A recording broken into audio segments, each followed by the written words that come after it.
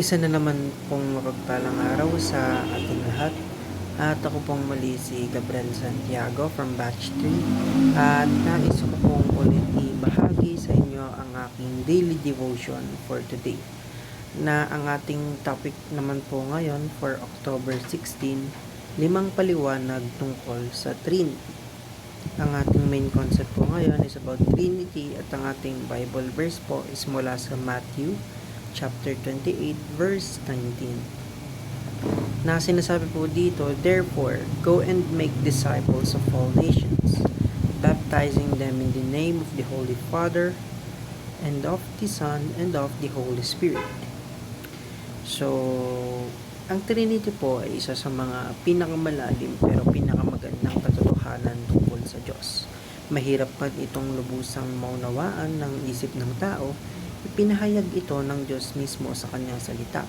Ang Trinity ay nagtuturo na ang isang tunay na Diyos ay umiiral magpakailanman bilang Ama, Anak, at Espiritu Santo. Iisa ang Diyos, ngunit may tatlong persona na pantay sa pagka-Diyos. So, kaya mga kapatid, kapag sinasabi natin in the name of the Father, and of the Son, and of the Holy Spirit, tandaan natin, hindi lang po ito isang formula, kundi isang paalaala ng Diyos na iisang ngunit tatlong persona na sabay-sabay gumagawa sa ating buhay. Ang Trinity ay hindi isang misteryong dapat katakutan, kundi isang katotohanang dapat ipagpasalamat. Ipinapakita nito kung gaano kalalim ang pag-ibig ng Diyos at kung gaano siya kalapit sa atin sa bawat yugto ng ating buhay. And ngayon naman po, pag-usapan natin ang 5 wrong explanations of Trinity. Kasi minsan sa kagustuhan nating ipaliwanag ang Trinity, nagamit natin ang mga halimbawa na mukhang tama sa unang tingin, pero mali pala sa theological sense.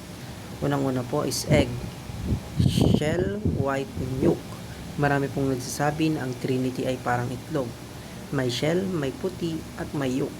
Pero mali po ito dahil ang bawat parte ng itlog ay hindi buong itlog. Ibig sabihin, yung shell lang ay hindi na pwedeng tawaging itlog, pero sa Trinity, bawat person ay buong Diyos, hindi parte lang ng Diyos. And second is naman is water, solid, liquid, and gas. Third po is sun, light, and heat. 4 is person, Father, Son, and Farmer.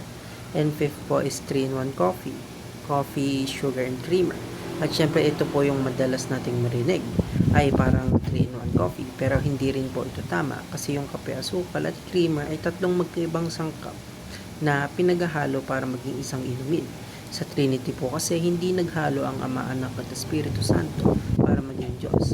Sila ay sabay-sabay, pantay-pantay, at ganap na Diyos sa bawat isa. At hanggang dito lamang po ang aking daily devotion for today at salamat po sa inyong pakikinig.